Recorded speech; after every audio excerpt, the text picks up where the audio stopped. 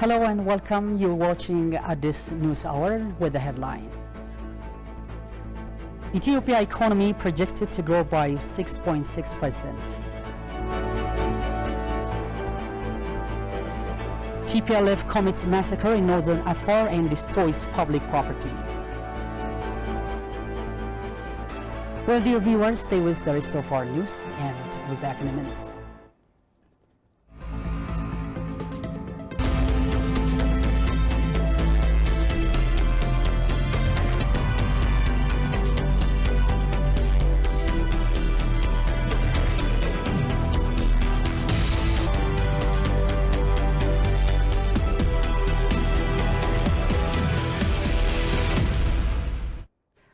Hello, and you're watching Addis News Hour. I'm Binyam Getana with the news, and do stay tuned. Ethiopia's economy is projected to grow by 6.6% in the 2021 and 2022 fiscal year. The project is based on the country's 9 months macroeconomic performance. This came here yesterday when the Ministry of Planning presented its 9 months performance report in the presence of Prime Minister Abiy Ahmed. Sentayo Tamirat has more. Ethiopian economy has been through a whole lot of local challenges and external pressures. The global pandemic, severe drought, war, internal displacement, and the ongoing Russia-Ukraine war have affected the country's macroeconomic progress. Despite all these entanglements, Ethiopia's economic performance over the past 9 months shows its economy is expected to grow by 6.6%.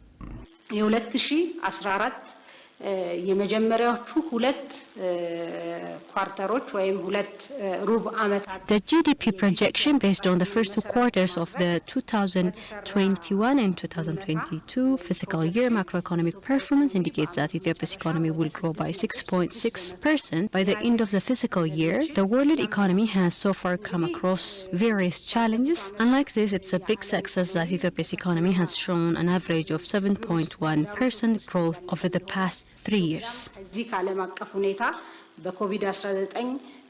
The major drivers of the economic growth include agriculture and service sector, among others, according to the minister.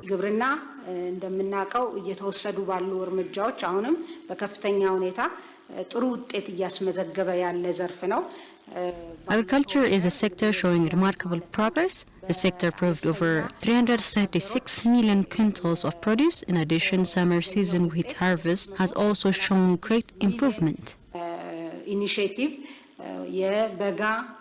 Export has also fetched about $2.9 billion during the report period, she said.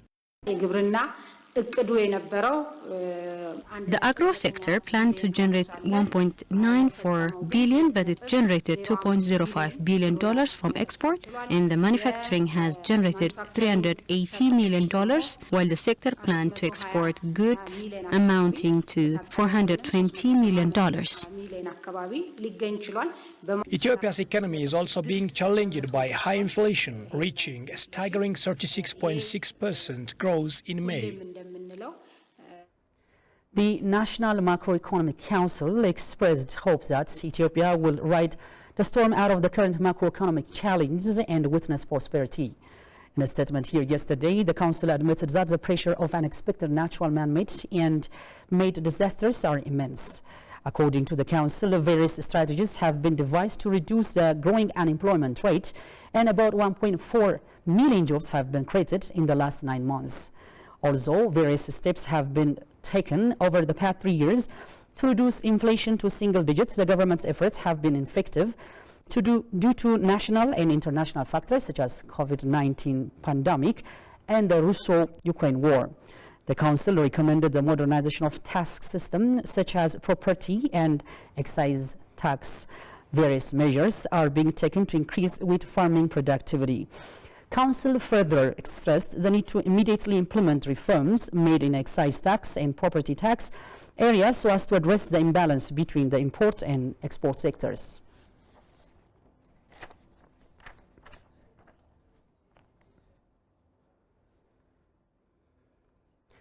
Likewise, the terrorist TPLF clique damaged public property and committed massive plunder on inhabitants of the Barhale district in Afar state. The brutal wreckage happened during the TPLF's total control of the area over the past 3 years. Massive killings also took place during the invasion, claiming the lives of 99 innocent Afaris. Officials say almost all infrastructures of the town have been burned to crisp. Alula Takramariam compiles the following story. Kilbeti rests with the northernmost zone in the arid state of Afar up north, a place known for its sweltering heat. The zone fell to the TPLF forces, witnessing massive plunders and damage to property. The invasion led to massive displacement of residents, over and above wreckage on infrastructures. The Barahala neighborhood of the Kilbeti Resu zone turned to be a ghost city amid the war with no power, no tap water, and not even a single resident is left in the town. Many private and public properties have been demolished for no apparent reason. Here is what the officials say about the destruction. Here in Barhale, we have had 5 health centers and 17 health stations, of which 13 are demolished.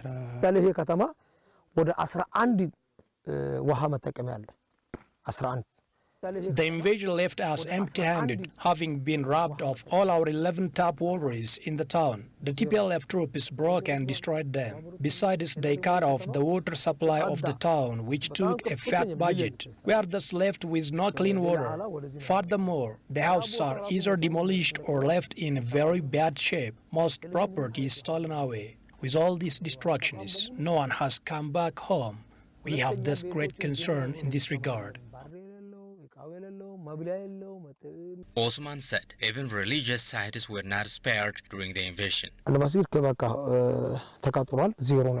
One mosque in the town has been burned down and left to total wreckage. Another one suffered partial damage, with some of its Quran books torn apart and gates broken. The clique also massacred 99 innocent civilians in the Kilbeti Resu zone. ETB reporter from the area confirmed that the crew arrived in the wake of the TPLF's withdrawal. This is contrary to the TPLF's claim that it has pulled out of all of Afar. An Ethiopian American journalist says some Democrats in the U.S. Congress have chosen to be friends with the TPLF. During an interview with the Jimmy Dore Show, the Ethiopian American journalist Hermela Aragawi claimed that the attack on the Northern Command of the Ethiopian Defense Forces right on the U.S. Day is no coincidence. Hermela used the occasion to disclose how Western media houses change the narratives in their own favor. Tigris Nissa brings up to the speed. Independent Ethiopian American journalist Hermela Aragawi has had an interview with the Jimmy Dore Show where she disclosed how Western media houses change the narratives in their own favor. They started this war in November 2020 by attacking National Army Defense Forces in the largest army base in the country that was based in Tigray. And it did not work. It did not work because the Ethiopian government and the Eritrean government were ready because they know this entity. They were in power for 27 years. And what did the U.S. and mainstream media do to cover up the fact that this is what it was?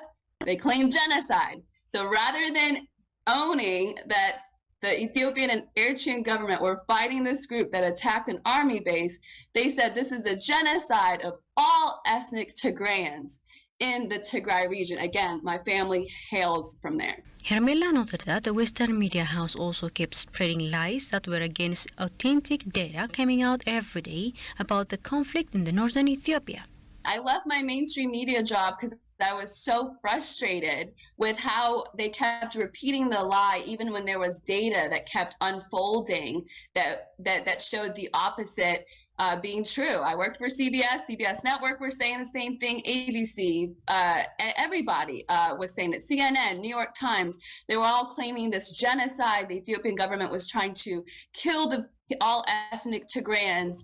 They were trying to starve them out, a humanitarian blockade. As you know, they take this humanitarian angle in mainstream media and the US government as if they're the defenders of ethnic Tigrayans, when really what they want is this group to come back into power. So what we all did as expats all over the world that have connections to Ethiopia and Eritrea and Africa, we see this disinformation campaign is dividing our communities in in the diaspora. It's dividing people on the ground in the Horn of Africa, and it is fueling this war that has killed hundreds of thousands of people, not because the Ethiopian government is trying to take out ethnic Tigrayans, but because this terrorist group is pushing ethnic Tigrayans into this war in hopes of getting back into power for another 27 years.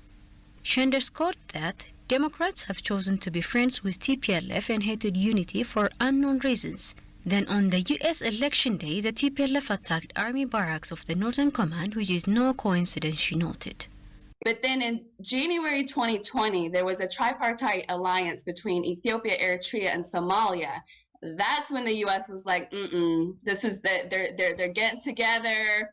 They're unified. They actually want to have a say in their own destiny. And then fast forward that same year, November, election day, the U.S. election day is when the TPLF attacked that army base overnight, starting this war. So they love this guy, and as long as he wasn't unifying the Horn, but the second they realized, oh, this is somebody that is not going to be a puppet for us, that's when they started the regime change operation. Hermela further added that US is trying to sanction both Ethiopia and Eritrea for fighting terrorists. The 3199 bill, actually, they updated it. So the head of WHO, World Health Organization, Dr. Tedros Adhanom, is a member of this terrorist group, okay? Is a leading member of the Tigray People's Liberation Front. And he has been using his platform as the head to advocate for this group. So he came to DC not that long ago, rubbing elbows with Speaker Nancy Pelosi and some other folks in Congress. He's pictured in that. And after he came, they added an element to the Senate bill, adding anti-American sentiment as one of the things that they're going to go after among those of us. It's insane. It's straight out of the McCarthy era. I mean, if I wasn't living in it, I would not believe it if somebody told me. So that's a huge element. I mean, he's the first non-medical doctor to hold that position. He's completely unqualified to hold that position. We've all been screaming at the top of our lungs that he needs to be taken down. The Ethiopian government has asked the UN to investigate what he's been doing. There are audio leaks where the UN officials have said Tedros Adhanom, head of WHO, has been orchestrating humanitarian aid to go to these rebels, as opposed to letting it do what it's supposed to do, which is go to civilians in this war. Underscoring that the regime change is not only an African issue, but rather a formula that all should fight. She called for all like-minded people to come together in this endeavor.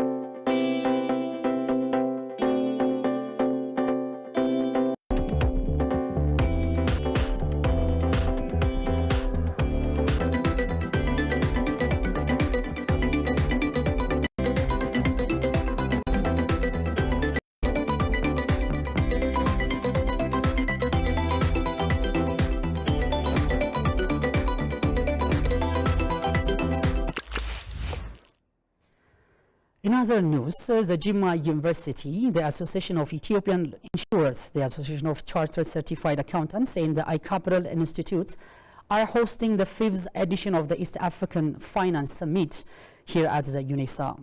The annual event is a platform for knowledge sharing and critical voice, where more than 300 finance stakeholders are taking part. Our staff reporter Sintayo Tamrat is joining us live to shed more light on this issue.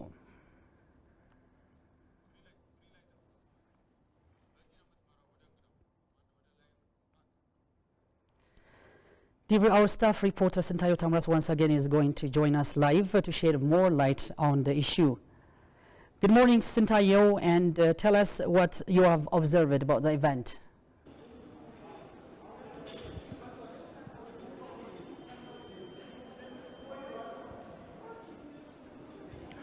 Thank you for joining me here at the United Nations Economic Commission for Africa is being held the 5th East African Finance Summit at the UN Conference Center here in Addis Ababa with the theme of reshaping the future of finance sector in the age of disruption. And just to give more on this, I'm just here joined with the guest, and my guest is Dr. Gamechu Waktola, CEO of iCapital Africa Institute. And thank you for joining me. Thank you for having me. Okay. Can you just tell me what this event is all about? This event is actually the 5th one, and it's about, like you said, is hosted with the thematic area of reshaping the future of finance sector in the age of disruption. So it's about preparing the finance sector for the changes that are already happening and the changes that are coming ahead, because it's not going to get any easier in the future. So there are many different topics that are selected for discussion today. For the whole day. In the morning there is a plenary session that's happening. In the afternoon we're going to have separate for insurance and for the banking sector separately on different topics to happen. Yeah. Okay. So what do you think are the challenges currently the Ethiopian finance sector is facing? Well, there are multiple challenges which you cannot list and finish right now, but mainly it's the competitiveness. Is our finance sector competitive enough to have, to play in the market if it is opened? That's one key question so many leaders that are asking currently. If it is opened, then can they be competitive enough? Are they reaching out to a large group of people that are not yet have access to finance? And inclusion is also another issue. And the other thing is the finance sector has concerns in terms of regulatory space. There are complaints in some areas. In other areas, they have also internal limitations that is limiting their competitiveness, particularly if you can look at technology utilization, you can look at customer services. Are they customer centric enough? You can look at talent capability, you can look at leadership, you can look into multiple dynamism in terms of multiple dimension of this. You can look at if they are innovative enough to bring in different kind of products and services that customers need. Are they providing to the level of customer expectations? These are all the challenges. Some of them are limitations, in fact. Some of them are the challenges because they believe the playing field and the regulatory space is not supportive and enabling enough. And also private sector particularly believes there is no equal playing ground for public and private players in the finance sector. So generally there are issues. Some of them are due to their own limitations of the banks and insurances. Some of them are because, the ecosystem itself. Yes. So the government is just to be one of the challenges that is, just the government system, the bureaucracy system of Ethiopian finance sector is also recalled by some people as a major challenge. What is your reflection on this? Yeah, I think I don't really want to point finger to one direction of the problem because the problems, the challenges are shared equally, because the government is the government providing enough enabling support for the finance sector. That's one question we need to answer, but we should admit and acknowledge that it is already in the homegrown economic reform agenda, and it's in the 10-year perspective plan that finance sector is identified as the key enabling sector for the transformation journey that the country is making. And also the challenges are also recognized, including that we don't currently have supportive kind of policy space and regulatory space, which needs to be fixed gradually one after the other. That's already acknowledged, but the key issue is the finance sector is saying, when is it going to happen? The time is now, because we're running out of time if it is not happening right now, because if the others come from outside without these guys being prepared, they are afraid that this might be at their disadvantage. But the other side of the story is, are they ready? I mean, are they preparing for that? Are they being innovative? Are they providing different variety of products and services to customers? Are they expanding? There is a huge gap in terms of access to finance. More than 60% does not have access, according to some figures. And the very tricky element here is, we say in this, if you talk to the finance sector people, they would say it's a very competitive, it's very challenging, it's it's difficult. But at the same time, if you talk about banks and insurances that are going to join Ethiopia, are eager to join, they say, wow, this market is ripe, not yet, covered. So there is a lot of opportunity here. So sometimes it's also about mindset and leadership. So the problem is, the challenge is, multifaceted. That needs to be addressed. Thank you so much, Dr. Gamacho. You're welcome. I appreciate it. Well, on the keynote addresses so far, before the actual paper discussion is, there have been just a lot of issues, like the Ethiopian finance sector has been just much affected by issues like the global COVID-19 pandemic, the instabilities, but the political instabilities, civil instabilities in different parts of the country, and also the displacement is following this.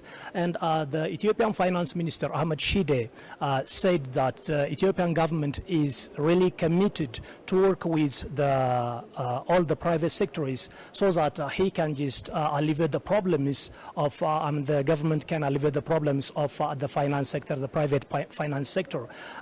He also mentions the Ethiopian government's macroeconomic plans. For instance, the government is working for creating a number of jobs, significant number of jobs to alleviate unemployment. The government is also to significantly open up the private sector for external markets, as well as the private sector here. And I will just bring you the updates in our evening news hour. Thank you, Santaya, for the report. In other news, the BBC and the TPLF are said to be the West godfather of fake news and Ethiopia's godfather of fake narrative, respectively, according to Mesfin Arega, a pro-Ethiopian blogger. Mesfin's article exposing the machination of the West came following the BBC's framing of the Gondar University over its recent finding of mass graves in the Walqait area. Mesfin indicated that the BBC is tarnishing the image of the Amhara militias and Fano bravery deeds in favor of TPLF. Shagoy Matao tells us more.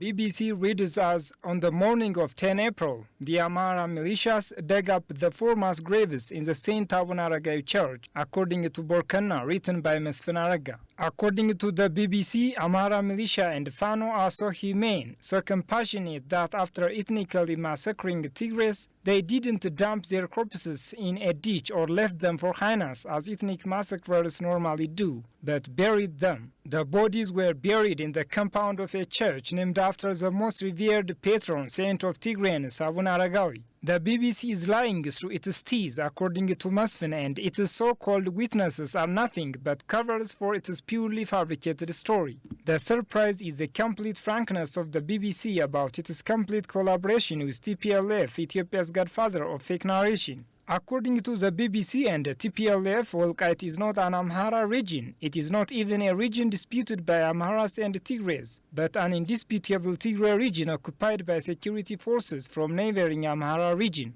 Such malicious propaganda is an attempt to discredit the most, if not the only respected university in Ethiopia, only because it is located in the Amhara region. The BBC went all the way to Germany to quote a Tigray chemical engineering doctor, a certain Gavrekidan Gavreselassie, without even bothering to give semblance of impartiality. The BBC claims Gondar University has not responded to its request for comment. The Gondar University actually did, demanding an explanation for the defamation. However, if the BBC is not lying and has actually made the request, is not a genuine request to hear the university side of the story, but a request for request's sake, maybe a quick phone call followed by a quick hang-up. Gondar University has a clear-cut, easily winnable cause for $1 billion defamation lawsuit against the BBC, says the writer. Ever since the victory of Adwa in 1896, the West has forever been trying to weaken Ethiopia from within by flaming anti-Amhara tribalism, solely because the Amharas are by far the largest, if not the most ardent adherents of Ethiopian nationalism, according to the writer. In particular, since the start of the Ukraine conflict, the West has intensified its age-old campaign against Amhara and what it perceives to be Amhara organizations and institutions, for the additional reason that Amharas are known to be sympathetic to, if not outright supporters of Russia's cause. Just as NATO battered Serbia under the pretext of Kosovo, it is now itching to bomb the hell out of Amhara under the pretext of Volkite. BBC, CNN, Amnesty International, Human Rights Watch and their fake news and fake narration cohorts are doing nothing but preparing the ground for that eventuality. The viewers, you're watching at this news hour. In other news, a renowned artist and Ethiopian promoter Miki Tsaggaye has called upon Ethiopians to more aggressively promote the nation to the rest of the world. Talking to TV, Tsaggaye further said Ethiopians need to appreciate and be proud of their remarkable tourist destination. Over a candid interview, she reflected on the status of the music and movie industries in the nation. Let's take a look at.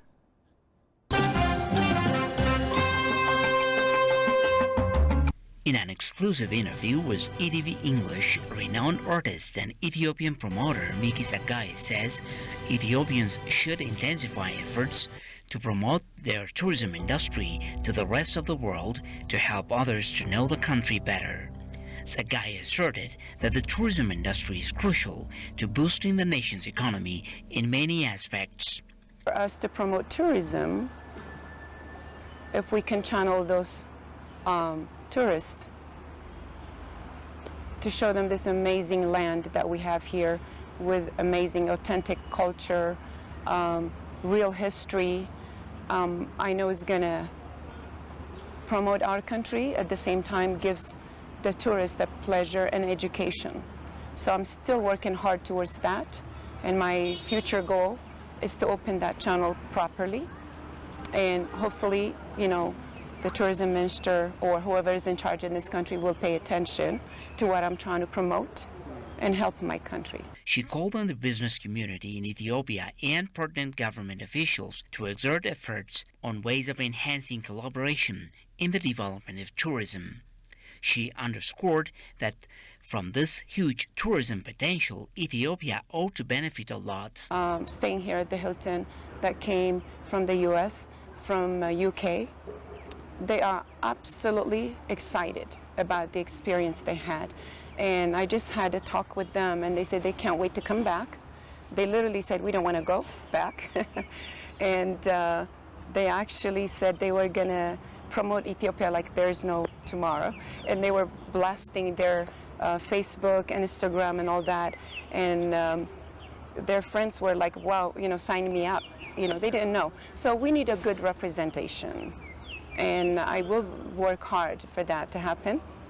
Because, I mean, we have so much to give the country, and the true story about our country and how proud we are to represent it. So we need a team to channel those 1.5 million people so we can benefit and our country can benefit from this. Furthermore, as a film promoter, she underscored that the Ethiopian film and music industries have to be promoted to entertain audience and generate income for the country.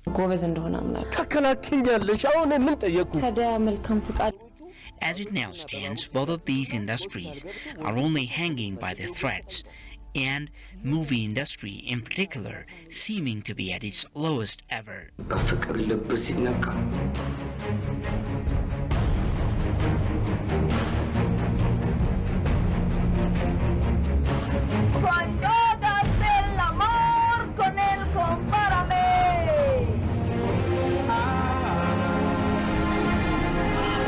Tsaggaye urged actors in these industries to add values by way of bringing revival. When we talk about the movie industry, honestly, we should have been there already, and we're not.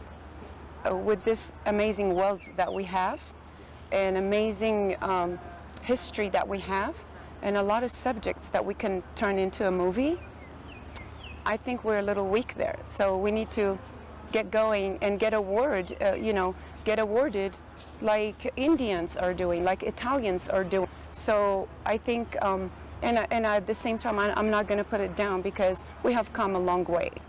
The movie industry, the music industry, we've come a long way. And I appreciate that.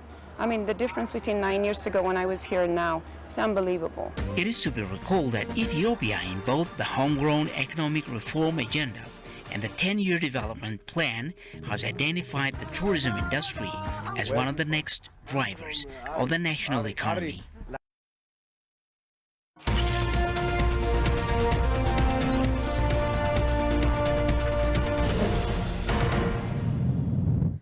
Well, viewers, next up is our business segment. Let's take a look. Next generation 5G network can provide data speeds at least 20 times faster than 4G.